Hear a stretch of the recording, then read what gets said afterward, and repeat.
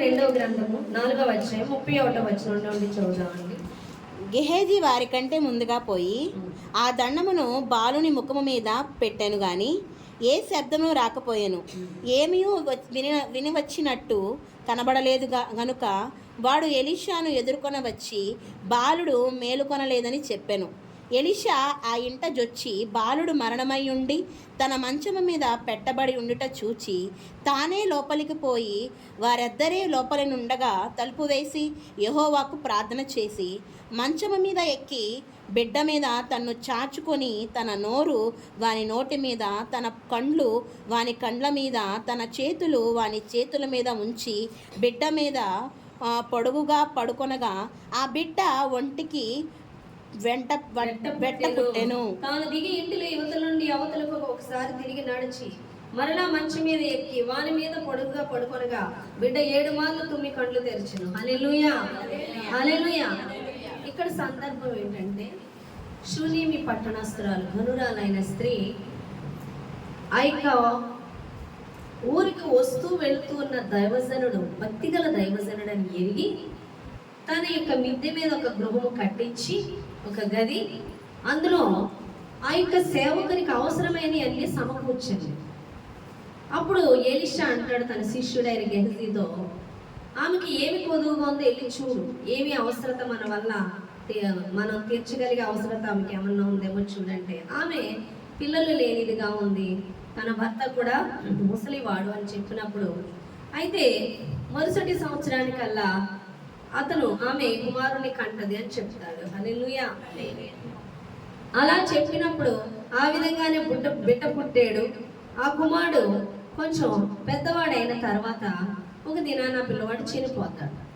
చనిపోయినప్పుడు ఆమె వచ్చి ఆయనకి చెప్పినప్పుడు ఆయన ఎలీషా ఒక దండం ఇచ్చి, ఒక కర్ర ఇచ్చి గెహజీని పంపిస్తాడు, వెళ్ళి ఆ దండం ఆ కుమారుడి మీద పెట్టు, బ్రతుకుతాడు.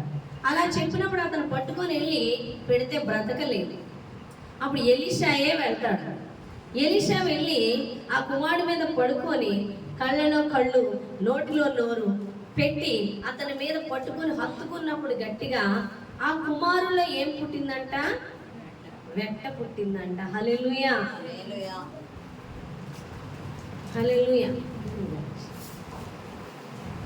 ఆ కుమారులో ఏం పుట్టింది? వెట్ట పుట్టిందంట. వెట్ట పుట్టి ఏమైంది? ఆ కుమారుడు ప్రార్థన చేసుకొని పడుకున్నాడంట. అప్పుడు ఆ కుమారుడు, వెట్ట పుట్టే కుమారుడు బ్రతకడం జరిగిందంట. హల్లెలూయా. ఈ మాటలు ఎందుకు చెప్తున్నానంటే, చూడండి, మనలో నిండి ఉన్న దాన్ని బట్టి ఇతరులు ప్రభావితం అవుతారు. మనలో నిండి ఉన్న దాన్ని బట్టి ఇతరులు ప్రభావితం అవుతారు. మనము దేనితో నింపబడుతున్నాము అన్నది చూసుకోవాలి. మనము దేనితో నింపబడుతున్నాము? లోకముతోనా, దేవుని ఆత్మతోనా? దేవుని ఆత్మతో నింపబడినటువంటి ఎలీషా కుమారుడి మీద బ్రతికినప్పుడు ఆ కుమారుడు ఏం పుట్టిందంట? వెట్ట పుట్టింది. ఆ కుమారుడు బ్రతకడం జరిగింది.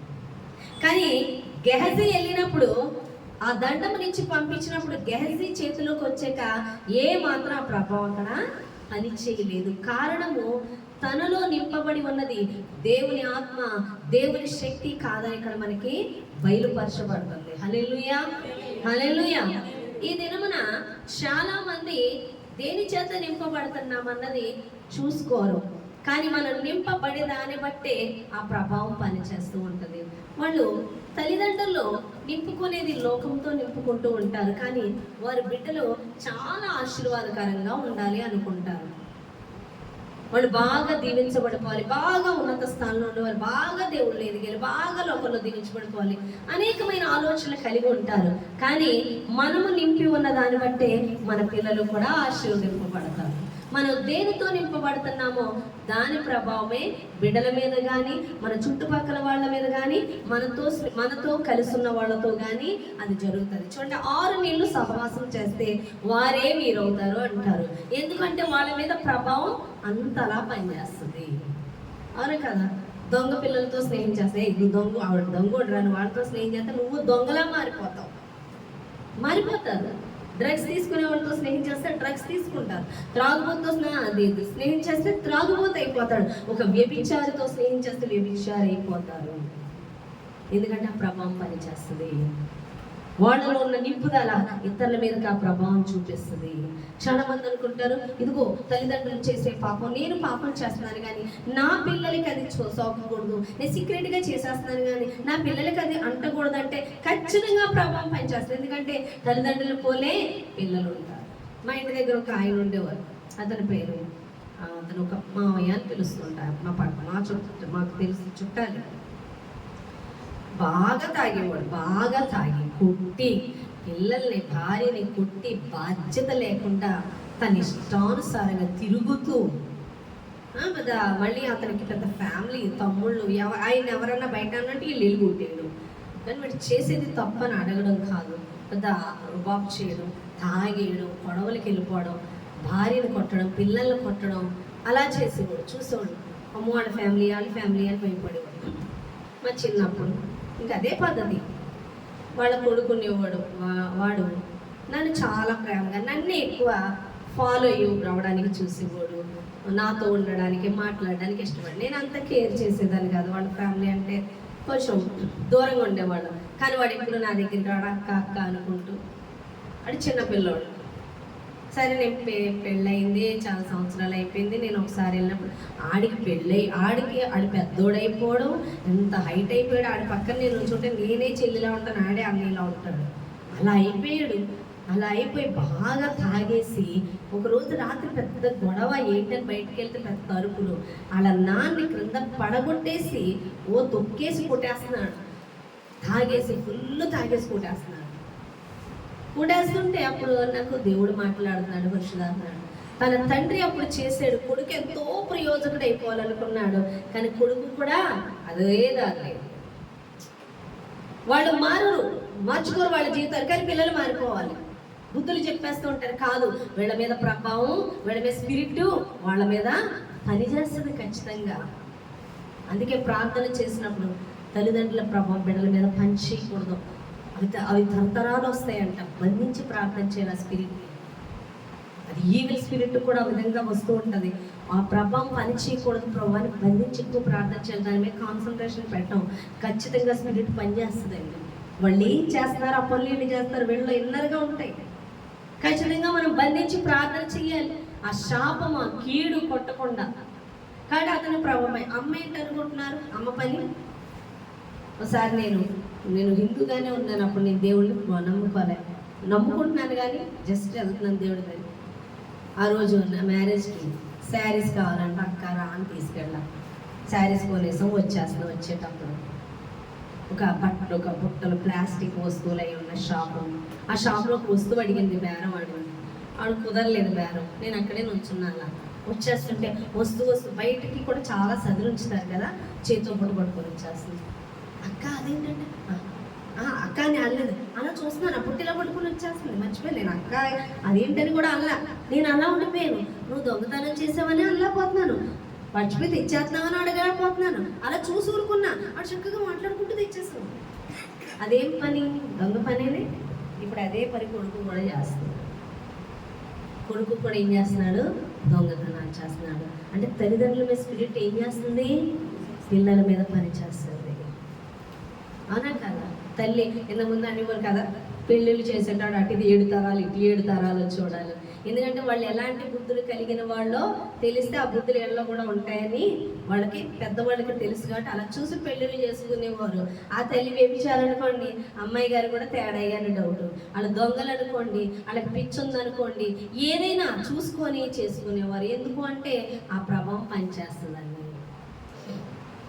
హల్లెలూయా. కాబట్టి మనము దేనితో నింపబడుతున్నాము? నువ్వు దేవుని రక్తం చేత కడిగినప్పుడు నువ్వు ఆత్మ చేత నింపబడాలి. నువ్వు ఎంతగా దేవుని ఆత్మ చేత నింపబడతావో నీ ప్రభావం అంతగా నీవు కలిగి ఉన్న కుటుంబం మీదే కాదు, నీ చుట్టుపక్కల వారి మీదే కాదు, అది ప్రభావం చూపిస్తుంది. దేవుడు అంటున్నాడు ఏమనంటే, నీ ఇంటిలో ఒకరు రక్షింపబడితే నిన్ను బట్టి నీ ఇంటి వారు అందరూ రక్షింపబడతారు. నీ ఇంటి వారిని బట్టి ఆ వీధుల వారు రక్షింపబడతారు, ఆ వీధుల వారిని బట్టి ఆ జిల్లా, ఆ ఊరుని బట్టి ఆ జిల్లా, ఆ జిల్లాని బట్టి ఆ రాష్ట్రాన్ని బట్టి, ఆ దేశాన్ని బట్టి ప్రపంచమే రక్షింపబడుతుందంట. హల్లెలూయా. ఒక అగ్గిపుల్ల ఉందనుకోండి, దాని పక్కన ఇంకో అగ్గిపుల్ల పెడితే ఏమవుతుంది? ఒక కట్టెకి ఇంకో కాలుతున్న కట్టె పక్కన ఇంకో కట్టె పెడితే అది కూడా కాలుతుంది. నువ్వు పరిశుద్ధాత్మ అగ్ని చేత కాల్చబడుతూ, నింపబడుతూ, అభిషేకంతో ఉంటే ఖచ్చితంగా నీతో ఉన్నవారు కూడా నింపబడతారు, అభిషేకించబడతారు. అయితే వాళ్ళు నీ దగ్గరికి వస్తే నింపబడాలి, లేదా నీ దగ్గర దూరం అన్నా పో. ఏదో ఒకటి జరుగుతుంది రెండింటిలో. ఉంటే నీ దగ్గరన్నా ఉండాలి. ఉన్నవాళ్ళు ఖచ్చితంగా నింపబడతారు. ఉండట్లేదు అంటే, నింపబడట్లేదు అంటే వాళ్ళు వెళ్ళిపోతారు దూరం నుంచి. ఎందుకంటే ఆ అగ్నికి ఉండలేక, ఆ మంటకి తట్టుకోలేక, ఆ వేడికి తట్టుకోలేక వాళ్ళు దూరంగా వెళ్ళిపోతారు. హల్లెలూయా.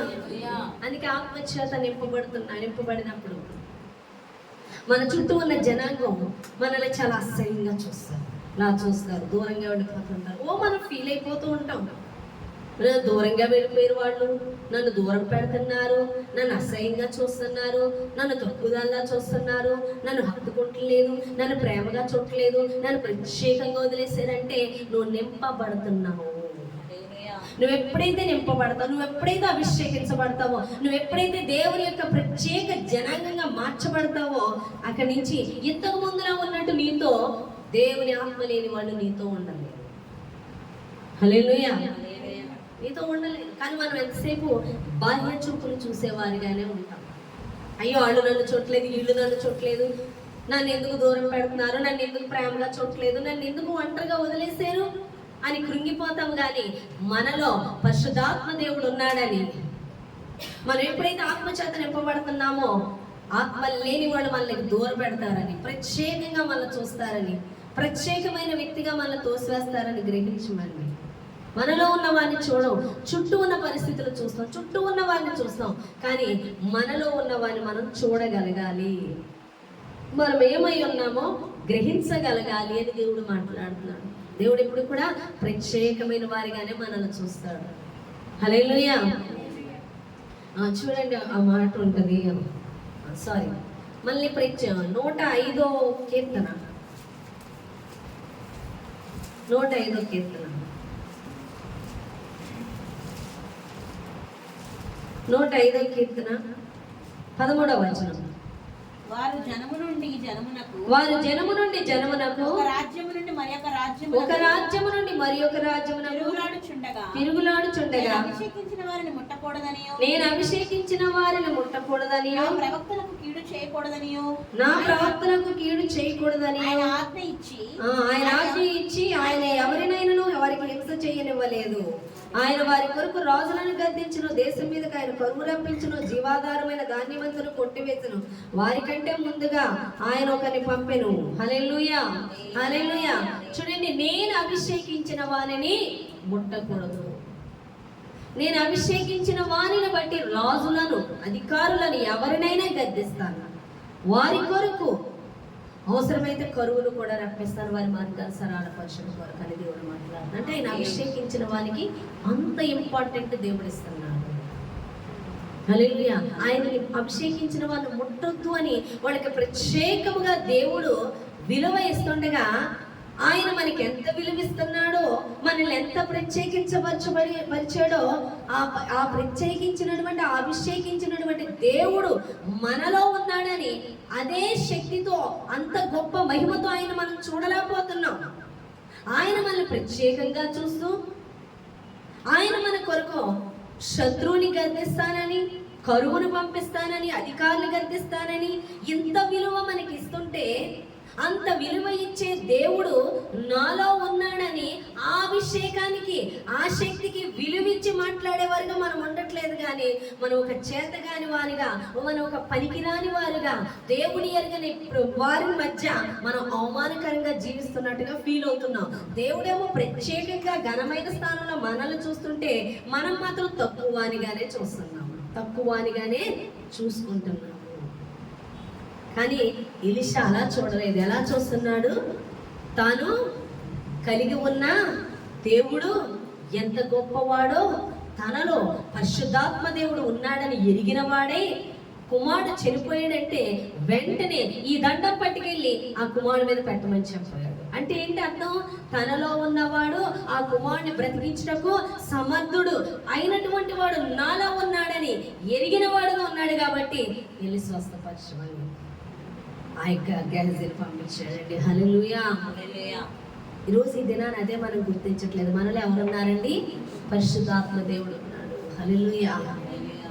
గొప్ప దేవుడు మనలో ఉన్నాడు.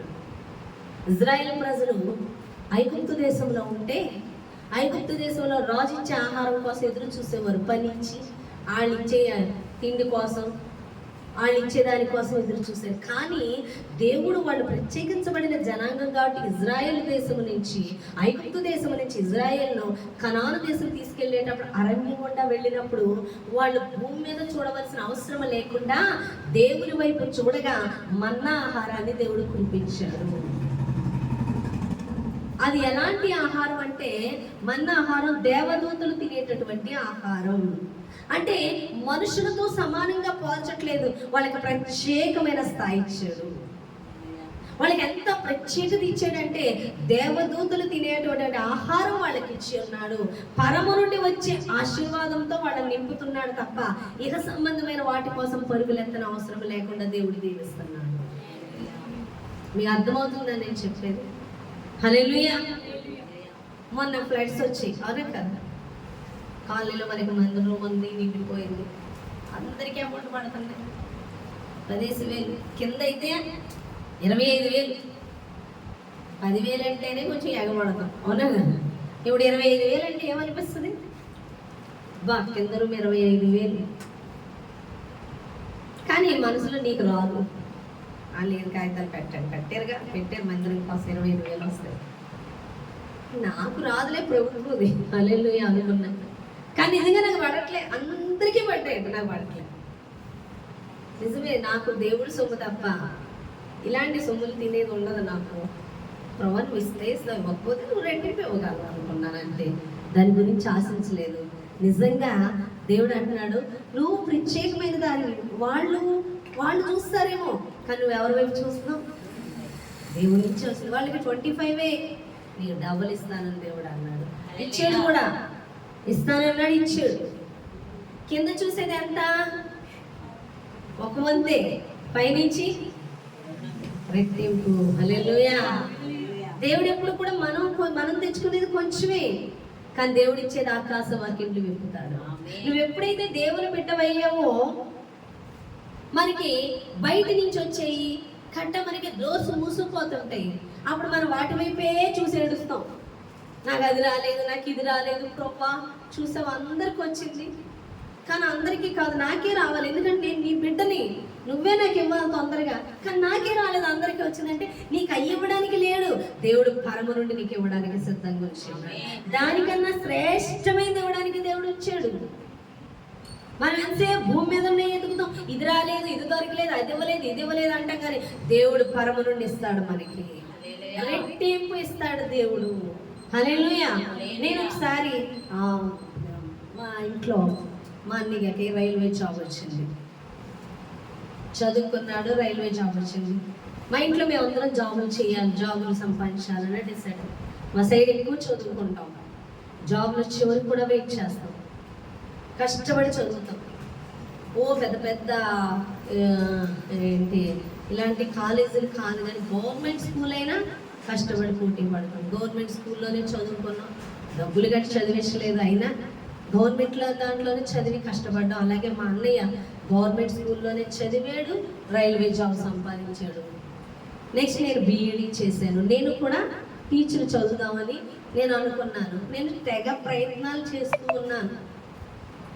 నా ప్రయత్నాలు ఫలించట్లేదు, నాకు జాబ్ రావట్లేదు. నా తర్వాత సిస్టర్కి, భార్యాభర్తలు ఇద్దరికి కూడా పోస్టులు వచ్చేసాయి. అంటే ఇప్పుడు వచ్చి ఈ మధ్య, అంతకుముందు నేనే జాబ్కి రెడీగా ఉన్నా, కానీ దేవుని పిలుపు వచ్చి టీచర్ సిద్ధపడదాం అనుకున్నాను. ఒకసారి అటెంప్ట్ చేశాను డిఎస్సి, అంటే సరిగ్గా సిద్ధపడలేదు, అలాగే వచ్చింది. రెండోసారి సిద్ధపడే టైంకు మరి రెండోసారి దేవుని పిలుపు వచ్చింది. పిలుపు వచ్చినప్పుడు నేను దేవుని పిలుపుకి వచ్చేసాను. తర్వాత నేను మనసులో అనుకున్నాను, ఎలా అంటే మా అన్నయ్యకి రైల్వే జాబ్, కానీ నాకు అటువంటి జాబ్ రాలా అని నేను తక్కువగా చూసుకున్నాను. నేను ఈ దినాన్ని చెప్తున్నానండి, రైల్వే జాబే మా అన్నయ్య, మా చెల్లెళ్ళు ఇద్దరు కూడా పోస్టే, కానీ వాళ్ళకన్నా ఉన్నత స్థానంలో నేను ఉన్నాను. ఎలా అని నేను చెప్తున్నానంటే, అది ఇహమైంది, అది నాది పర సంబంధమైనది. నా ఆశీర్వాదం ఎక్కడి నుంచి వస్తుంది? పర సంబంధమైనది. వాళ్ళది జాబే. నాకైతే ఆకాశ వాక్యంలో దేవుడు చెప్తున్నాడు, నాకు ఏ సమయానికి ఏది కావాలో దేవుడు నాకు సమకూరుస్తున్నాడు. నేను ఈరోజు మా అన్నని చూస్తే, ఆ ఖర్చులు పెట్టే విధానం చూస్తే భయపడుతున్నాడు. 1,00,000 రూపాయలు శాలరీ తెచ్చుకునేవాడు, రూపాయి శాలరీ కూడా రాదు. నేను దేనికి భయపడలే, కారణం దేవుడు నా పక్షాన ఉన్నాడని. హల్లెలూయా. దేవుడు ఇచ్చే సమయం. నేను అనుకున్నాను రైల్వే జాబ్ చూశాను, కానీ ఈరోజు అది పోయిందే అనుకున్నాను. కానీ అది దాని వైపు చూడటం అనేసి దేవుడి వైపు చూస్తే దేవుడు ఇచ్చేది ఆకాశ వాక్యంలో విప్పేస్తున్నాడు. హల్లెలూయా. మనం అనుకుంటే కిందవి చూసి అయ్యో ఇవి రాలేదే అవి రాలేదే అనుకుంటాం, కానీ దేవుని వైపు చూస్తే నువ్వు అభిషేకించబడిన వ్యక్తివి. ఆ అభిషేకం విలువెంతో తెలుసా? నువ్వు ఎంతగా దేవుని ఉన్నతంగా నీకు ఇవ్వగలడని ఆలోచిస్తావో అంత ఉన్నతంగా దేవుడు ఇస్తాడు. నువ్వే ఆలోచించట్లేదు. హల్లెలూయా. నీకు 2,000 ఇవ్వగలంటే అయ్యేస్తాడు. నువ్వు ఎంతగా ఊహించుకుంటావు, ఊహించుకోతేవు. హల్లెలూయా. అంతేగా, నువ్వు ఎంతగా ఊహించుకుంటావో నువ్వు ఊహించుకో. నీ ఊహకు అందని వాడాయన, అదే కదా. నువ్వు తక్కువగా ఊహించుకున్నావు, నువ్వు తక్కువగానే దీవించబడతావు. నువ్వు ఆయన ఎంత గొప్ప ఉన్నతంగా ఊహించుకుంటావో అంత ఉన్నతంగా దేవుడు ఇస్తాడు నీకు. హల్లెలూయా. ఈరోజు చూడండి, సేవకు వచ్చిన ప్రతి ఒక్కరు కూడా కొంతమంది ఉన్నతంగా దీవించబడతారు, కొంచెం తక్కువ. అంటే పైకి కనిపించే కాదు, సమృద్ధి. ఇప్పుడు ఉన్నతంగా ఉందని సూటు బూటు వేసేసుకొని 10 కార్లో తిరిగేయడం కాదు, సమృద్ధి చెప్తున్నా. నేను ఆత్మతో నింపబడిన వాళ్ళ గురించి మాట్లాడుతున్నాను. సమృద్ధి ఉంటుంది ఆ ఇంట. మనం అబ్రహామును చూసినట్లయితే, అబ్రహాము గుడారాల్లోనే జీవిస్తున్నాడు, కానీ రాజులు వచ్చి అంటున్నారు నువ్వు రాజుల మధ్య మహారాజులా బ్రతుకుతున్నావయ్యా అన్నారు. ఏ కోట చూసి చెప్పారు, ఏ రాజవస్త్రాలు చూసి చెప్పారు, ఏ సింహాసనం చూసి చెప్పారు, కానీ అతను వాళ్ళ కంటికి ఎలా కనిపిస్తున్నాడు? మహారాజులా కనపడుతున్నాడు. వాళ్ళకి వేల కొద్ది సైన్యం ఉండొచ్చేమో, కానీ అబ్రహాము ఎంట పుట్టినటువంటి జనాంగమే వాళ్ళకి మించిన వాళ్ళు అంట బలం ఉండవు. ఎందుకంటే వాళ్ళ మీద ఏముంది? అభిషేకం ఉంది. హల్లెలూయా. ధనవంతుల కన్నా మించిన సమృద్ధితో దేవుడు ప్రతిదినం మనల్ని పోషించగలడు. హల్లెలూయా. ధనవంతులకి మనం పైగా కూడా జీవించేలాగా దేవుడు సమృద్ధిని ఇస్తాడు. నువ్వు దేవుని తక్కువగా చూస్తావు అనుకో, నువ్వు తక్కువ సమృద్ధి అనుభవిస్తావు. నువ్వు ఎక్కువగా చూస్తే ఎక్కువ సమృద్ధి అనుభవిస్తావు. సమృద్ధే ఉంటుంది నీ ఇంట, సమృద్ధి లేకుండా ఉండదు అని దేవుడు మాట్లాడుతున్నాడు. హల్లెలూయా. కాబట్టి ఇప్పుడు వింటారా, దేవుడు ఏమని చెప్తా అంటే, నువ్వు నింపబడి ఉన్న దాన్ని బట్టే ఇతరులని నింపుతావు. నువ్వు దేనితో నింపబడతావు? అపవాది చేత, లోకము చేత, నీ తలంపుల చేత, దేవుని చేత. నువ్వు దేనితో నింపబడుతున్నావు ఆ ప్రభావం బిడ్డల్లో పనిచేస్తుంటుంది. చాలా మంది అభిషిక్తులైనటువంటి సేవకుల పిల్లలు వాళ్ళు అభిషేకంతో నింపబడతారు. చూడండి, నువ్వు ఏ విత్తనం విత్తేవో అది మొక్కలో తెలుస్తుంది. మొక్క బయటకు వచ్చే విత్తనం రహస్యంగానే విత్తచ్చు. అది జామ మొక్క, యాపిల్ మొక్క, లేకపోతే మామిడి మొక్క అనేది మొలకెత్తిన తర్వాత విత్తనం బట్టి తెలుస్తుంది. అలాగే నువ్వు ఏమి రహస్య పాపములు కలిగి ఉన్నావో నీ బిడ్డలు పుట్టినప్పుడు వాళ్ళ మీద ఆ ప్రభావం పనిచేస్తుంది. నువ్వు దాయొచ్చు, పైకి మంచిగా ఉండొచ్చు, కానీ నీ బిడ్డల ద్వారా మొలకలు బయటకు వస్తాయి. అందుకే మనం నింపుకునేది ఎవరికి కనిపించకపోవచ్చు, కానీ వారి ప్రభావం పనిచేస్తుంది. బహుశా గెహజీ ఆత్మతో నింపబడిన వ్యక్తిగానే ఉంటూ ఉండొచ్చేమో ఎలీషా దగ్గర, కానీ దండం ఇచ్చి పంపించినప్పుడు అక్కడ ఏ కార్యము జరగలేనప్పుడు అక్కడ గెహజీ ఎటువంటి అభిషేకాన్ని కలిగి ఉన్నాడు అనేది బయలుపరచబడుతుంది. హల్లెలూయా. కాబట్టి నువ్వు దేని చేత నింపబడుతున్నావు? నువ్వు ఆత్మ చేత నింపబడిన వ్యక్తి అయితే నీ బిడ్డలు కూడా ఆత్మ సంబంధంగానే తీర్చిదిద్దబడతారు. నీ తలంపులు, నీ ఆలోచనలు ఎంతసేపు దేవుని ఆత్మ చేత నింపుకోవాలి, దేవుని తలంపులతో నింపుకోవాలి, దేవుని యొక్క ఆలోచనతో నడిపించబడాలి, దేవుని చిత్తమును చేయాలి, దేవుని యొక్క ఉద్దేశమే మన ఉద్దేశం అయిపోవాలి. ఏ విధంగా ఎప్పుడైతే నువ్వు ఆ విధంగా మలచబడతావో నీ గర్భాన మోసిన వారు కూడా ఆ విధంగా మలచబడుతూ ఉంటారు. ఎందుకంటే నీ ప్రభావం వారి మీద పనిచేస్తుంది. అందుకే వాళ్ళు కూడా ఆత్మలో ఎదుగుతారు. ప్రార్థనలో నువ్వు ప్రార్థనా పరులు వాళ్ళు ప్రార్థనలో ఉంటారు. వాక్యం చదివే వ్యక్తి వాళ్ళు వాక్యములో ఉంటారు. నువ్వు పైకి చూపించేసిన లోపల ఉన్న నీ హృదయాన్ని బట్టి ఆ లోపల ఉన్న దాన్ని బట్టి ప్రభావం బిడ్డల మీద పనిచేస్తుంది, లేదా నీ చుట్టూ ఉన్న వారి మీద పనిచేస్తూ ఉంటుంది. హల్లెలూయా. ఒక ఆమె నా పక్కన చక్కగా ఏదో ఆత్మ సంబంధిగా నుంచుంటూ ఉండేది, కానీ విత్తనాలన్నీ వ్యభిచార సంబంధమైనవి. అరే ఎందుకు అంటే లోన అదే ఉంది. అర్థమవుతుందా? హల్లెలూయా. తనతో స్నేహం చేసేవారు కూడా అదే స్పిరిట్ తెలిపోయారు. ఒక అమ్మాయికి అయితే అసలు అమ్మాయికి తెలియట్లా, దురాత్మతోని తననే దేవుడు గద్దించమని చెప్పాడు. నేను గద్దించాను. నేనేం చెడ్డగా చెప్పాలని చెప్పట్లా, తన మీద ఉన్న స్పిరిట్ నీకు తెలియట్లా, నీకు ఇప్పుడు అర్థం కావట్లే. ఆత్మలో మేము గ్రహిస్తున్నాం. దేవుడు చెప్తున్నాడు, సమయానుకూలంగా బయలుపరిచాడు. నువ్వు తెలుసుకొని ఆగితే మంచిది, లేకపోతే నీ ఇష్టం అని చెప్తే ఏం అర్థమయ్యేది కాదు. అలా మౌనంగా ఉండిపోయింది. నీ ఇష్టం. దేవుడు కావాలి, దెయ్యము కావాలంటే కుదరదుగా. అయితే దేవుడు వైపు అని ఉండి, లేదా దెయ్యం వైపు అని ఉండి. తర్వాత నేను విడిచిపెట్టిపోయి ప్రార్థన చేస్తే జరిగిన విషయం ఏంటంటే ఆమెకి ఒక దర్శనం వచ్చిందని ఒక కళ. ఆ కళలో ఆ స్త్రీ వద్దకు వెళ్తే ఆమె తీసుకెళ్ళి ఒక నల్లటి వ్యక్తి చేతికి అప్పగిస్తుంది. అడిగిపోయే వ్యక్తి నుంచి చేయి దులుపుకొని ఆమె పరిగెత్తుకు వచ్చేసిందంట. అప్పుడు నాకు ఇంకో దర్శనం వచ్చింది. నాకు తనతో కలిసి రహస్య పాప మీద వచ్చేస్తుంది. తన రహస్య పాపానికి కాపాడుతున్నట్టుగా దేవుడు చూపించాడు, కాపలాగా కాపాడుతున్నట్టుగా. నా తెలియక నేను ఆ షాప్ కళ వచ్చిందంట, అమ్మాయి మర్చిపోయిందంట. నాకు వచ్చిన కళ బట్టి నేను గద్దిస్తున్నాను. నువ్వేం చేస్తున్నావు నాకు తెలియట్లేదు. నాకు దేవుడు తన యొక్క రహస్య పాపాన్ని నువ్వు కాపుగా ఉండి కాస్తున్నట్టుగా దేవుడు చూపించాడంటే పెద్ద నోరు పెట్టి ఏడ్చేసింది. రోడ్డు మీద అందరూ అలా చూస్తున్నారు. మీరు చెప్తుండగా నాకు కళ గుర్తొచ్చింది. నేను ఆ స్త్రీ వద్దకు వెళ్ళినప్పుడు ఆ స్త్రీ నన్ను ఒక నల్లటి వ్యక్తికి అప్పగించేస్తుందంట. నేను చేయలాక్కొని పరిగెత్తుకు వచ్చేసానని ఏడుస్తుంటే అప్పుడు నేను అన్నాను, ఇప్పుడే నీకు అర్థమైంది, దేవుడే నీకు చూపించాడు. నీవు కనుక ఆమెతోనే ఉంటే, ఆ సహవాసం ఉంటే ఆ ప్రభు నీ పిల్లల మీద కూడా పనిచేస్తుంది. నువ్వు దేవునితో సహవాసం చేసి నీ కుటుంబాన్ని కట్టుకోవాలనుకుంటున్నావో కూల్చివేసుకోవాలనుకుంటున్నావు, నీ ఇష్టం అంటే అక్కడి నుంచి దేవుళ్ళలో గడపడం మొదలుపెట్టి ప్రార్థన చేస్తుంటే దేవుడు తనతో మాట్లాడుతున్నాడు. హల్లెలూయా, హల్లెలూయా. దేవుడి కార్యాలు చేయడానికి కూడా దేవుడు సహాయం చేశారు. తనతో ఏం మాట్లాడాడో, ఏ కళ అయితే ఇచ్చాడో పరిచయ విషయంలో అది 100% చేశాడండి. హల్లెలూయా. తను ఏడుస్తుందంట, ఆత్మీయ తల్లి నన్ను ఇప్పుడు నమ్ముతారా, నేను దేవుడితో సహవాసం చేస్తున్నానని నమ్ముతారా అని ఒక బిడ్డతో మాట్లాడితే బిడ్డ అందంట, నువ్వు భయపడకు, నువ్వు నిజంగా దేవుడితో సహవాసం చేస్తే దేవుడు ఖచ్చితంగా బయలుపరుస్తాడని. అయితే దేవుడు పరిచయంలో ఒక గొప్ప కార్యం చేశాడు. ఆమెకి ఏ దర్శనం వచ్చిందో చెప్పింది ముందే, నేను పట్టించుకోలేదు. దేవుడు ఏదైతే అదే జరిగిస్తాడని నేను వెళ్ళిపోయినప్పుడు తనకి ఏం దర్శనం వచ్చిందో అదే యాజ్ ఇట్ ఈజ్ జరిగించాడండి. హల్లెలూయా. నేను అన్నాను, దేవుడు నాతో చెప్పాడు. అక్కడ పరిశుద్ధాత్మ దేవుడే కదిలాడు.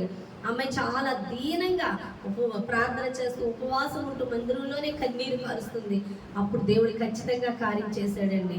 ఇంకా ఆ పిల్ల ఆత్మలో సంతోషిస్తుంది, నాతో దేవుడు మాట్లాడుతున్నాడు, నన్ను విడిచిపెట్టలేదు, నన్ను పట్టుకున్నాడని. ఎప్పుడైతే మనం చెడును విడిచిపెట్టడానికి దేవుడితో సహవాసం చేయడానికి ఇష్టపడతామో ఆ క్షణమే దేవుడు బలమైన కార్యం మనలో చేస్తాడండి. హల్లెలూయా. తప్పిపోయిన కుమారుడు తన తండ్రి యొద్దకు వెళ్ళాలి అని డిసైడ్ అవగానే పరిశుద్ధాత్మ దేవుడి కార్యం చేశాడు. తండ్రి దూరం నుండి చూడగానే తన కొడుకు దగ్గరికి పరిగెత్తికెళ్ళి మెడ మీద పడి ముద్దు పెట్టుకొని తన ఇంటికి ఆహ్వానించిన రీతిగానే తప్పిపోయిన మనము దేవుని సన్నిధిలో కట్టబడాలని తలంపు పుట్టగానే పరిశుద్ధాత్మ దేవుడు నిన్ను ఆవరించేస్తాడని దేవుడు మాట్లాడుతున్నాడు. హల్లెలూయా.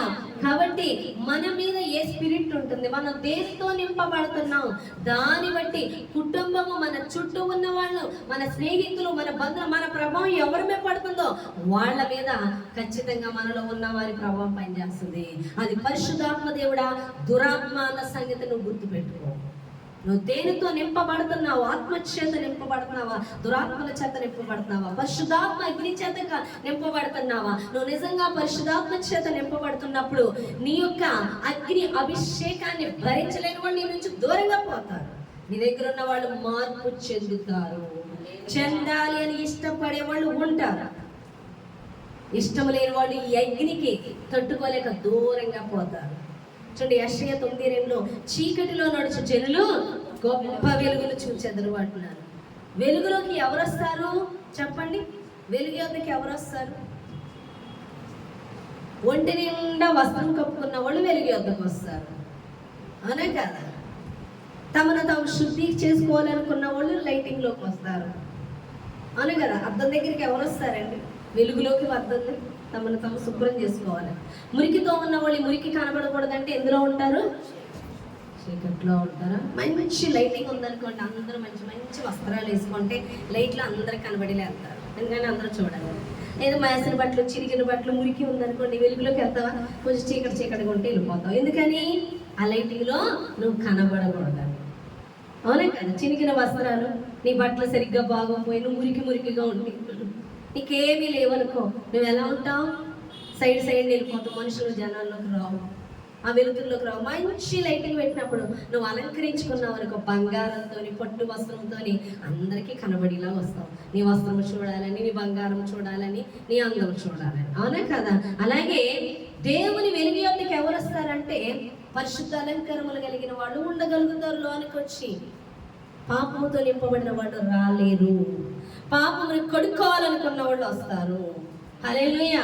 నువ్వు ఎప్పుడైతే నింపబడతావో నేను శుద్ధీకరించుకోవాలనుకున్న వాళ్ళు నీ వద్దకు వస్తారు. పాపం ఉన్న వాళ్ళు నీ దగ్గర నుంచి దూరంగా పారిపోతారు. హల్లెలూయా! కానీ పారిపోయే వాళ్ళని చూసి నువ్వు పాపం అనుకోకు, నీది తప్పు అనుకోకు. నీలో ఉన్నవాడు పరిశుద్ధాత్మ అగ్ని అని తెలుసుకోమని దేవుడు మాట్లాడుతున్నాడు. హల్లెలూయా! వాళ్ళు పోతున్నారని కృంగిపోకు, వాళ్ళ సహవాసం కోసం పరుగులెత్తకు. నీలో ఉన్న వారితో సహవాసం చేయి, నీతో ఉన్న వారితో మాట్లాడుకో, నీతో ఉన్నవాడు చెప్పేది చెయ్యి. పోయిన వాళ్ళ కోసం చూడొద్దు, పోయిన వాళ్ళ కోసం నువ్వు అంగలార్చొద్దు, అది నీ పని కాదని దేవుడు మాట్లాడుతున్నాడు. సౌలు పాపము చేసి పడిపోయి నేత్రాలు మూసిన వాడే చేసిన తప్పులు గురించి కూడా గ్రహించక విచ్చలవిడిగా తిరుగుతూ ఉంటే సమూయేలు బాధపడిపోతూ ఉంటాడు, కృంగిపోతూ ఉంటాడు. అప్పుడు దేవుడు మాట్లాడతాడు, నేనే వదిలేశాను, నేనే విడిచిపెట్టేశాను, నువ్వెందుకు? భారం అసలు ఎవరిది? దేవుడిది. నేనే వదిలేశాను, ఎందుకు నువ్వు ఇంకా కృంగిపోతూ ఉంటావు? లేచెల్లి యెషయా కుమారులో ఇల్లు అభిషేకించు అంటున్నాడు. ఉదయం అంటున్నాడు అంతే, ఎందుకు? హల్లెలూయా! నెక్స్ట్ నువ్వు చేయవలసిన పని చెయ్యి. పోయిన వాళ్ళ కోసం కూర్చోవలసిన పని లేదు నీకని దేవుడు మాట్లాడు. హల్లెలూయా! నువ్వు నెక్స్ట్ చేయవలసింది దేవుడు చెప్పింది చెయ్యి. నువ్వు కృంగిపోతూ నలిగిపోతూ ఉండనవసరం లేదు. నెక్స్ట్ యెషయా కుమారుని అభిషేకించు. కానీ పోయినటువంటి సౌలు కుటుంబం ఏమైంది? సౌలు చేసిన ఒక్క తప్పుకి సౌలు ఏం చేశాడు? దేవుడు చెప్పింది చేయక తన ఆలోచన చేశాడు. ఎప్పుడైతే అవిధేయత చేశాడో తన ప్రభావం తన కుటుంబం మీద పడిపోయింది. ఆ ప్రభావం ఆ యొక్క ఇజ్రాయేల్ ప్రజల మీద కూడా పడకుండా దేవుడు కాపాడు కొరకు వెంటనే ఇజ్రాయేల్ కాపాడు కొరకు యెషయా కుమారుడు అయినటువంటి దావీదుని ఏర్పరచుకున్నాడు. దావీదు ద్వారా ఇజ్రాయేల్ ప్రజలను కాపాడాడు. కానీ సౌలుకు లోబడి సౌలు పక్షంగా ఉన్న వాళ్ళు, సౌలు కుటుంబం చాలా మంది చనిపోయారు. అర్థమవుతుందా మీకు? హల్లెలూయా! కాబట్టి మనలో అవిధేయత, మనలోని లోక సంబంధమైన ఏవైతే ఉంటాయో, రహస్యమైన మన హృదయంలో ఏదైతే ఉంటుందో అది మన చుట్టుపక్కల వారి మీద, మన బిడ్డల మీద ప్రభావం చూపిస్తుంది. కాబట్టి నువ్వు దేవుని ఆత్మచేత నింపబడి నువ్వు వెళ్తున్నప్పుడు దేవుని యొక్క సన్నిధిని మోసుకెళ్తున్న వ్యక్తివి కాబట్టి అనేకులకు విడుదల కలిగే వ్యక్తిగా నువ్వు ఉంటావని దేవుడు మాట్లాడుతున్నాడు. కాబట్టి నింపబడమని దేవుడు మాట్లాడుతున్నాడు. దేని చేత నింపుకుంటున్నావో దేవుడు మాట్లాడుతున్నాడు. లోకము చేత, మనుషుల చేత, పాపము చేత, అపవాది చేత, దేవుడి చేత. నీ హృదయ, నీ యొక్క ఆలోచనలు, తలంపులు, నేను దేనితో నింపబడుతున్నాను, నేను దేనితో నడిపింపబడుతున్నాను, నేను ఎవరితో సహవాసం చేస్తున్నాను, దానికోసం చూడాలి. నేను దేవుని ఎందుకు వచ్చినాడు ఏం పట్టించుకునేదాన్ని కాదు. నా ప్రయాస అంతా ఎవరి మాటలు కూడా అనవసరం, ఏం పట్టించుకునేదాన్ని కాదు అని అన్నారు. అవతలికి ముందు నేను ఎలా ఉన్నాను, దేవుడు ఆత్మక్షత నింపబడాలి, దర్శనాలు రావాలి, కళలు రావాలి, ఆ అభిషేకం శక్తి పని చేయాలి. నేను ఆత్మతో నింపబడిన వ్యక్తి అయితే ఈ దినాన్ని పలానా సూచన చూపించు, నాకు ఆత్మలు కదలాలి, నాకు ఇవే కోరుకునేదని. ఇప్పటికీ కూడా నాకు అది కావాలి ఇది కావాలని అడుగు. నాకు ఆత్మలు కావాలి, నీ అభిషేకం కావాలి, నీ సన్నిధి కావాలి, నీ సహవాసం కావాలి, నీ కృప కావాలి, నీ సూచక్రియలు నీ అద్భుతాలు నేను చూడాలి, నీ మహిమను చూడాలి, నీ ప్రత్యక్షతలు చూడాలి. ఇవే అడుగుతాను నేను. ఎవరి కోసం పట్టించుకో. హల్లెలూయా. ప్రతి ఒక్కరు మారాలి.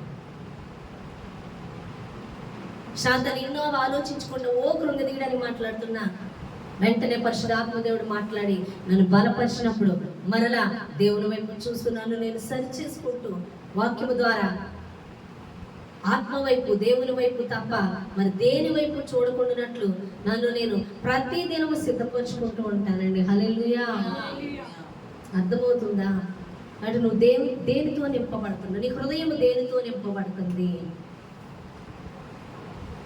ప్రతిరోజు నూతన ప్రత్యక్షతలు కావాలి. ప్రతిరోజు దేవుడు మనతో మాట్లాడి మనం చెప్పగలగాలి. దేవుడు ప్రతి క్షణం మనతో మాట్లాడతాడు. నీతో ఏం దేవుడు మాట్లాడుతాడు అంటే చెప్పగలగాలి. ఫాస్ట్గా చెప్పాలి. ప్రతిదినం మాట్లాడతాడు, ప్రతి క్షణం మాట్లాడతాడు దేవుడు. ఈరోజు ఉదయం లేస్తే ఇంకో ఈరోజు ఉపవాసం ఉంది, ఈరోజు ఇంకా ప్రార్థనలు గడుపు, ఇంకా భాషలు మాట్లాడు, ఇంకా వాక్యం చదువు, ఇంకా లోతున్నాడు, ఏదో ఒకటి మాట్లాడతాడు. ఏం మాటలు ఎందుకు మాట్లాడు? మన శరీరంలో ఉన్నాం, ఆత్మకి ఫుల్ ఆపోజిట్లో ఉన్నాం. దాన్ని పూర్తిగా ఆత్మీయతలోకి నడిపించాలంటే ప్రతిదినం దేవుడు మాట్లాడతాడు. నీతో మాట్లాడాలంటే ఏవో గొప్ప సంగతులు మాట్లాడాలా? నేను సరిచేయడమే మాట్లాడు, నేను సరైన మార్గంలో నడిపించడమే మాట్లాడు, నువ్వేం చేయాలో చెప్పడమే మాట్లాడు. చెప్పట్లేదు ఆయన, ప్రతిదినం చెప్తాడు. ఫుడ్తో సహా చెప్తాడు, బట్టలతో సహా ఏం వేసుకోవాలో చెప్తాడు, ఏ క్షణం ఏ వెహికల్లో వెళ్ళాలో చెప్తాడు, ఏ క్షణం ఏ దారిలో వెళ్ళాలో చెప్తాడు, ఏ క్షణం ఏది చేయాలో చెప్తాడు, ఏది కొనాలో ఏది వద్దో, ఏది మాట్లాడాలో, ఏది చూడాలో, ఏది వినాలో, ఎవ్రీథింగ్ చెప్తాడు. ఈరోజు ఒకటి చెప్తాడు, రేపు ఒకటి చెప్తాడు. ఈరోజు చేయమంటాడు, రేపు చేయొద్దు అంటాడు. ఈరోజు చేయొద్దంటాడు, రేపు చేయమంటాడు. పరిశుద్ధాత్మ దేవుని నడిపింపు ఆ విధంగా ఉంటుంది. అర్థమవుతుందా? ఇంకా అది వద్దన్నాడే జీవితాంతం వద్దండు, అది చేయమన్నాడే జీవితాంతం చేయమండు. ఆత్మతో వెళ్ళాలి మనం. ఈరోజు చేయమంటాడు, రేపు చేయొద్దండి. ఈరోజు మాట్లాడమంటాడు, రేపు మాట్లాడొద్దు అంటాడు. మనం మాట్లాడొద్దన్నారుగా, ఈరోజు మాట్లాడుతున్నారేంటి? అది తప్పిపోయారా? కాదు, పరిశుద్ధాత్ముడు చెప్తున్నాడు. ఏదైతే చెప్తున్నాడో అది చేయాలి. యేసు ప్రభువారు ఒక ప్రవక్తను పంపిస్తాడు. పంపించి హిజ్కియా అనే వ్యక్తికి ఏమని చెప్తాడు? నువ్వు చనిపోతావు, అవునా కాదు? అతను ప్రార్థన చేస్తాడు, నువ్వు చనిపోతావు అని చెప్పి ఆ ప్రవక్త వెళ్ళిపోయి అతను ప్రార్థన చేస్తాడు గోడ వైపు తిరిగి. ఇంకా పొలిమేర దాటే ముందు వెళ్ళి నువ్వు ఇంకో 15 సంవత్సరాలు బ్రతుకుతావు అని చెప్తాను. ఇప్పుడు ప్రవక్త వచ్చి నువ్వు ఇంకో 15 సంవత్సరాలు బ్రతుకుతావంట. అదే ఇప్పుడే చచ్చిపోతా అన్నాడు, ఇంకో 15 సంవత్సరాలు. ఇదేంటి? అవును, అప్పుడు ఆత్మ అది చెప్పమంది. ఇక్కడ ప్రార్థన చేసేకి ఇంకోటి చెప్పడం. పరిశుద్ధాత్మ దేవుడు ఏ క్షణం ఏం మాట్లాడతాడో చెప్పలేము, అలా కాదు. హల్లెలూయా. ఇప్పుడు నేనున్నాను అనుకో, ఒకటే డెసిషన్ రోజంతా ఉండదుగా. ఒక డెసిషన్ ఒకటి తీసుకుంటాను, నెక్స్ట్ ఇంకోటి తీసుకోవచ్చు. కానీ ఇదేంటి పొద్దున్న అది చెప్పాను, ఇప్పుడు ఇది చెప్పానంటే అప్పుడు అది చెప్పాను, కానీ ఇప్పుడు ఇది చెప్తున్నానంటే చేయాల్సిందే. నువ్వు సర్వెంట్గా ఉన్నప్పుడు అవునా, ఒక యజమానురాలు ఉందనుకో, పలానా కూర అనమాట, తర్వాత ఇంకో ఆలోచించే కదుగుతుంది, ఇంకోటి అనమాట, అదే పొద్దున్న అదే ఉండేది, అదే కొనసాగుతుంది కాదు, నెక్స్ట్ ఇంకోటి చేయమంటే చేయవలసింది. అలాగే పరిశుద్ధాత్మ దేవుడు ఏది చెప్పాడో దాన్ని ఫాలో అవ్వాల్సిందే. హల్లెలూయా. యాక్చువల్ కనాన్ దేశం వెళ్ళాలంటే 11 రోజులు చాలంట. కానీ దేవుడు ఎన్ని సంవత్సరాలు? 40 సంవత్సరాలు నడిపించాడు. అరణ్యం గుండా నడిపించాడు. అది ఆయన ఇష్టం. ఆ క్షణం మేఘం అయిపోయేది, గవ్వగా గుడారాలు వేసేసుకున్నారు. మళ్ళీ మేఘం వెళ్తే మళ్ళీ గవ్వగా బయలుదేరి మళ్ళీ అయిపోయింది. ఎందుకు అయిపోయింటే అది ఆయన ఇష్టం. ఆయన ఎలా చెప్తే అలా చేయాలి, మన ఇష్టం కాదు. నువ్వు కదిలినా మేము రాలేమంటే ఇక్కడే ఉన్నట్టు. ఇంకా మేఘం వెళ్ళిపోయిందంటే ఇక నీకు దారి ఉండదు. హల్లెలూయా. పరిశుద్ధాత్మ దేవుడు చెప్పిన ప్రకారం నడుచుకోవాలి. ఆయన ఏం చేయమంటే అది, ఎలా నడుచుకోమంటే అలా. ఆ రోజు అలా అన్నారుగా, ఈ రోజు ఇలా అన్నట్టు ఈ రోజు పరిశుద్ధాత్మ ఇలాగే చెప్పాడు, అలాగే చెయ్యి, అదే కంటిన్యూ అవ్వమని లేదు. అది ఆత్మలోచులైన వాళ్ళకి గ్రహింపు వస్తుంది. కొంతమంది ఆత్మలో లేని వాళ్ళు అయితే ఇంటికి వెళ్ళి సడుగుతూ ఉంటారు. అదేంటి ఆ రోజు అలా చెప్పారుగా, ఈ రోజు ఇలా చెప్పారుగా అంటే అది పరిశుద్ధాత్మ దేవుడు చెప్తున్న మాట. హల్లెలూయా. దేవుని ఆత్మ చెప్తున్న మాట. ఏ క్షణం అంగీకరించమంటాడో, ఎందుకంటే వాళ్ళ హృదయాలను బట్టి దేవుడు కదులుతూ ఉంటాడు. హల్లెలూయా. వాళ్ళ హృదయాలను బట్టి సౌలు దేవునికి అనుకూలంగా ఉన్నప్పుడు రాజుగా వచ్చాడు. సౌలు దేవునికి ఎప్పుడైతే అనుకూలంగా లేక లోబడలేదో వెంటనే యెషయా కుమారుడైన దావీదుని అభిషేకించమన్నాడు. ఎందుకంటే తన హృదయ స్థితి, తన లోబడని స్థితి దేవుడు చూస్తున్నాడు కాబట్టి. అదేంటప్పుడు రాజుగా చేసావుగా, ఇప్పుడు తీసేస్తున్నావు ఏంటంటే అది దేవుడు తెలుసు, తన హృదయ స్థితి. అర్థమవుతుందా? హల్లెలూయా. కాబట్టి పరిస్థితులు బట్టి కొంతమంది అంటారు, అప్పుడు మేము నచ్చేసామా, ఇప్పుడు నచ్చలేదా? అవును, అప్పుడు దేవునికి లోబడినప్పుడు నచ్చేది, దేవునికి నచ్చావు. దేవునికి లోబడినప్పుడు నీ మీద ఉంది అభిషేకం. నువ్వు ఎప్పుడైతే దేవునికి లోబడట్లేదో, దేవునికి వ్యతిరేకమైన కార్యాలు చేస్తావు, నేను దేవుడు వదిలేస్తాడు అంతే. నిన్ను వదిలేసినప్పుడు నిన్ను పట్టుకుంటా కూర్చుంటే పని అక్కడ ఉండదు. ఆయన ఆళ్ళ ద్వారా పని చేయట్లేదు. ఇప్పుడు ఎలీషా ఉన్నాడు, ఎలీషా గెహజీకి దండం ఇచ్చి పంపిస్తే అక్కడ అభిషేకం వెళ్ళిందా? ఎందుకంటే ఇతనిలో లేదు. అలాగే మన కింద అభిషేకం లేని వాళ్ళు ఉండి, అగో అప్పుడు ఉందిగా, ఇప్పుడు నేను పని చేయను, అప్పుడు పని చేశానంటే ఇప్పుడు లేదు అభిషేకం ప్రవహించడానికి. పోగొట్టుకున్నాం. అప్పుడు అప్పు చెప్పారుగా, అప్పుడు అప్పు చెప్పారంటే ఇప్పుడు లేదు అభిషేకం, అప్పుడు ఉంది. అది గ్రహించుకోవాలి. అప్పుడు వాటిలో అప్పుడు లేదు అభిషేకం, ఇప్పుడు ఉంది. మోషే రెడీ, నేను సిద్ధమన్నప్పుడు వాడుకోలేదు, 40 years సిద్ధపడ్డాక వాడుకున్నాడు. అప్పుడు వాడబడిపోతానేమో అని కదిలి పెడతాను, కానీ దేవుడు కదలలేదు. కానీ ఇప్పుడు కదలడానికి మనం ముసలాన్ని అయిపోయినంటే ఇప్పుడే కదలాలని చెప్తున్నాడు దేవుడు. హల్లెలూయా. ఆత్మ గ్రహింపు లేని వాళ్ళు, మేము ఇప్పుడు నచ్చలేదా, అప్పుడు నచ్చామా? తెలియని స్థితిలో లోబడినప్పుడు దేవుడు వాడుకున్నాడు. గర్వం వచ్చి కళ్ళు నెత్తికెక్కినప్పుడు తోజు వాడేస్తాడు. హల్లెలూయా. అప్పుడు నచ్చేవా, ఇప్పుడు నచ్చలేదా అంటే నువ్వు ఆత్మ నడిపింపు లేవు అన్న సంగతి ఆ మాటల్లోనే అర్థమైపోతుంది.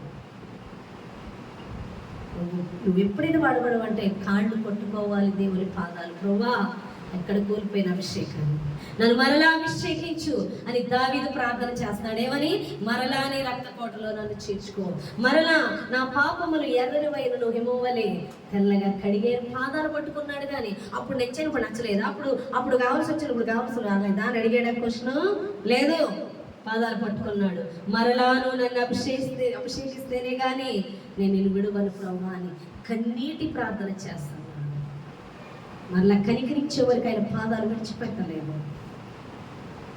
ఆ విధంగా అడగాలి. కానీ అప్పుడు కుదిరింది, ఇప్పుడు కుదరలేదంటే పరిశుద్ధాత్మ దేవుడు నీ హృదయం దేవునికి లోబడుతున్నంత సేపు నీకు అభిషేకించి వాడుకుంటాడు. నీ హృదయం దేవునికి వ్యతిరేకంగా తిరిగిన మరుక్షణ అభిషేకాన్ని కోల్పోతావు. వెంటనే అభిషేకం వేరొకరికి. సౌలు మీద అభిషేకం తీసివేసి దేవుడు దావీదును ఎన్నుకున్నట్లుగానే ఎన్నుకోవచ్చు. గాడు దేనితో నింపబడుతున్నావో చూసుకో. అభిషేకంతో నింపబడుతున్నావా, వాడబడతావు. నువ్వు కొంచెంలో నమ్మకంగా ఉన్న విస్తారమైన వాటి మీద నియమిస్తాడు. నువ్వు అభిషేకంతో నింపుకోక, నువ్వు మొదట అభిషేకంతో నింపుకొని తర్వాత లోకంతో నింపుకుంటూ నేను చలాయిస్తానంటే కుదరదు అని దేవుడు మాట్లాడుతున్నాడు. నీ ప్రభావం నీ మూలకల రూపంలో బయటకు వచ్చినట్లుగానే నువ్వు ఎవరితో ఉంటావో వారి మీద ప్రభావం పనిచేస్తూ ఉంటుంది. హల్లెలూయా. కాబట్టి ఇప్పుడు వీటిలారా దేవుడి దినాన్ని మాట్లాడుతున్నాడు. దేనితో నింపుకుంటున్నావు నీ హృదయాన్ని? ఏ ప్రభావం ఇతరుల మీద పనిచేస్తుంది? నీకున్న వాళ్ళు దూరం అయిపోతున్నారా? కృంగిపోకు. నీలో దేవుని ఆత్మ ఉంది, నువ్వు ఒంటరి కావు. పరిశుద్ధాత్మ దేవుడు నీతో ఉన్నాడు. లోకస్తులందరూ దీవించబడుతుంటే లోకంలో ఉన్న ప్రతి దీవెనాడు పొందేసుకుంటే వాళ్ళు అదృష్టవంతులు అనుకోకు, వాళ్ళు శాపగ్రస్తులు. లోకం పెంటగా ఎంచుకోమంటున్నాడు. లోకము దాని ఆశ గతించిపోనంటున్నావు. గతించిపోయే వాటిని పొందుకున్న వాళ్ళని చూసి వాళ్ళు అదృష్టవంతులు అనుకోకు. పరలోకము నుండి దేవుడు ఇజ్రాయేల్ ప్రజలకు మన్నాహారాన్ని కురిపిస్తాడు. పోషిస్తున్నాడు. వాళ్ళని పోషిస్తున్నాడంటే దేవుడే వాళ్ళకి పోషణకర్తగా అయ్యాడంటే దేవుడు ఎంత గొప్పగా వాళ్ళకి దేవుడు దీవిస్తున్నాడో ఆలోచించండి. అర్థమవుతుందా? హల్లెలూయా. నిన్న ఒక అమ్మాయి అలాగే ఒక సాక్ష్యం చెప్పింది. అమ్మాయి ఒంటరి అయ్యింది, తనందరూ విడిచిపెట్టారు. ప్రార్థన ఇంటికి వచ్చి ఏడుస్తుందంట, ప్రభా నేను ఒంటరి ప్రభా, వాళ్ళకి వీళ్ళు ఉన్నారు, వాళ్ళు ఉన్నారు, ఎవరో ఒకరు ఉన్నారు, నాకు నేను ఒక్కదాన్ని అయిపోయారు ప్రభా, ఎవరూ లేరు ప్రభా అని అడిగితే దేవుడు అంటున్నాడంట, నీకెవరూ లేరని ఎందుకు అనుకుంటున్నావు? నన్నే నీకు ఇచ్చేసుకున్నాను, నేను నీ వాడిని అయినప్పుడు ఇంకా ఎవరు నాకన్నా గొప్పవాళ్ళు ఎవరైనా ఉన్నారా చెప్పండి? దేవుని కన్నా గొప్పోడు ఎంతమంది మనుషులు కలిస్తే దేవుడితో సమానం అవుతారు చెప్పండి? వాళ్ళు లేరు, వీళ్ళు లేరు అన్నారు. అందరినీ మించిన యేసు ఉన్నప్పుడు వాళ్ళు లేరు అన్న విషయం ఇంకా ఆలోచించు. యేసు కలిగి ఉన్నప్పుడు యేసు అంత గొప్ప, ఆయన ఎంత గొప్పగా చూస్తున్నావో ఏ మనుషుని, ఏ ధనాన్ని, దేన్ని, ఏ జాబ్ని కూడా హెచ్చించు. నాకు యేసు ఉన్నాడు చాలు. నువ్వు గొప్ప జాబ్ చూపించుకుంటున్నావా? నేను యేసుని కలిగి ఉన్నాను, దాని ముందు ఇదంతా. నువ్వు గొప్ప బలగాన్ని కలిగి ఉన్నావా? నేను యేసుని కలిగి ఉన్నాను. నువ్వు గొప్ప మేడలు, మిద్దులు, ఆస్తులు కలిగి ఉన్నావు, నేను యేసుని కలిగి ఉన్నాను, చాలది. ఆ మాట ఎప్పుడు చెప్పగలుగుతావు తెలుసా? నీలో ఉన్నవాడు ఎంత గొప్పవాడు నువ్వు ఎరిగినప్పుడు, నీలో ఉన్నవాడు ఎంత గొప్ప శక్తిమంతుడు నువ్వు చూడగలిగినప్పుడు. కాబట్టి నువ్వు నింపబడ్డమే కాదు, నింపబడిన వారు ఎవరో చూడగలగాలి, నువ్వు తెలుసుకోగలగాలి, గ్రహించగలగాలి. అప్పుడే నువ్వు సంతోషంతో దేవుని యొక్క ప్రతి ఒక్క శక్తిని, మహిమను నీ ద్వారా రిలీజ్ అవ్వడానికి ఆయన పాత్రగా వాడబడతామని దేవుడు మాట్లాడు. ఎంతమందికి అర్థమైంది? హల్లెలూయా. కాబట్టి ప్రియమిత్రులారా, దేనితో నింపబడుతున్నావు దేవుడు ఆలోచించుకోమని, నువ్వు నింపబడి ఉన్నవారు ఎవరో గ్రహించమని, చుట్టూ ఉన్న పరిస్థితులను బట్టి, మనుషులు బట్టి కాదు నువ్వు మాటలు, నీలో నింపబడిన వారిని బట్టి మాట్లాడమని, నీలో నింపబడి ఉన్న దాన్ని బట్టి ఆ ప్రభావమే నీ చుట్టుపక్కల పనిచేస్తుంది, నీ కుటుంబంలో పనిచేస్తుందని, నువ్వు రహస్యంగా దాచిన ఆ ప్రభావం నీ బిడ్డల్లో, నువ్వు కలిగి ఉన్న స్నేహితుల్లో కనబడుతుందని దేవుడు మాట్లాడుతున్నాడు. కాబట్టి నువ్వు నింపబడు. నువ్వెంత నింపబడతావో నీ బిడ్డలంతా ఆశీర్వాదకరంగా ఉంటారు. నన్ను విడిచి వేరొకరు అనుసరించి వారి శాపం తరతరాలు, 1000 తరాల వరకు, ఆ 3 తరాల వరకు వెంబడిస్తుంది. కానీ నన్ను వెంబడించే వారి యొక్క ఆశీర్వాదం తరతరాలు ఉంటుంది. అవునా కదా? హల్లెలూయా. అంత గొప్పగా దేవుడు దీవిస్తున్నాడు. నువ్వు శాపాన్ని ఇస్తావు, ఆశీర్వాదాలు ఇస్తావు. అబ్రహాము దేవునికి లోబడ్డాడు, తన పిల్లల మీదకి ఆశీర్వాదం వచ్చింది. అదే నిబంధన, అదే వాళ్ళకి నిత్యరాజ్యం. అందుకే దేవుడు సిద్ధపడిన వాడు అబ్రహాము కుమారుడివి అంటున్నాడు. ఎందుకంటే నిశ్చయంగా పరలోక రాజ్యానికి అర్హత కలిగిన వ్యక్తి అని దేవుడు మాట్లాడుతున్నాడు. ఈరోజు దేని చేత నువ్వు నింపబడుతున్నావు? నువ్వు నింపబడిన దాన్ని బట్టే నీ ఇంటి పరిస్థితులు మారుతాయి, నీ చుట్టూ పరిస్థితులు మారుతాయి. అది వ్యతిరేకత అయినా, పాజిటివ్ అయినా, ఏదైనా ఆశీర్వాదమైన వ్యతిరేకత అయిన మనుషుల నుంచి నువ్వు ఆత్మక్షత నింపబడుతున్నావు అన్న సంగతి మర్చిపోవద్దని దేవుడు మాట్లాడుతున్నాడు. ఈ చిన్న మాటలు దేవుడు దీవించి ఆశీర్వదించిన గాక. ఆమేన్. ప్రార్థన చేద్దామని.